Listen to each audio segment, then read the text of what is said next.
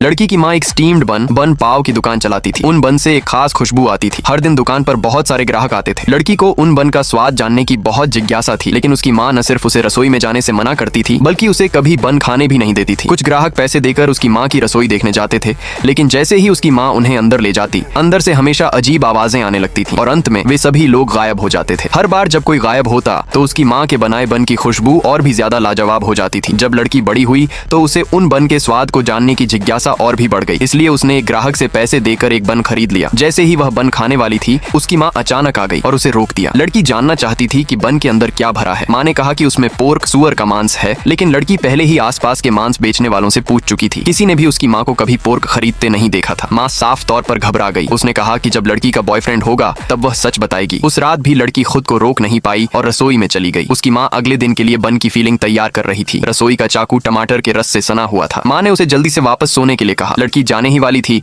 तभी उसे फिर वही अजीब आवाज सुनाई दी। माँ ने जल्दी से कहा कि रसोई में चूहे हैं, लेकिन इससे लड़की की जिज्ञासा और बढ़ गई। अगले दिन लड़की ने पैसे देकर एक नकली बॉयफ्रेंड रखा। जब उसकी माँ ने उसे देखा तो वह अजीब तरह से मुस्कुराई। खाने के समय माँ ने अपने खास बन बनाए। लड़की हैरान थी, क्योंकि माँ ने कहा था कि ये बन सिर्फ बाहरी लोगों के लिए होते हैं, लेकिन उस समय माँ ने कुछ नहीं बताया। उसने लड़की को एक पेय ड्रिंक दिया। जैसे ही लड़की ने उसे पिया, उसे चक्कर आने लगे। थोड़ी देर में वह मेज पर ही बेहोश होकर गिर गई। तभी उसकी माँ ने लड़की के बॉयफ्रेंड को रसोई देखने के लिए बुलाया। बॉयफ्रेंड बिना हिचकिचाए मान गया। जब लड़की को होश आया तो आसपास कोई नहीं था, लेकिन उसे रसोई से आवाजें सुनाई दे रही थीं। जैसे ही वह रसोई में गई, उसके सामने का दृश्य देखकर वह पूरी तरह से स्तब्ध रह गई।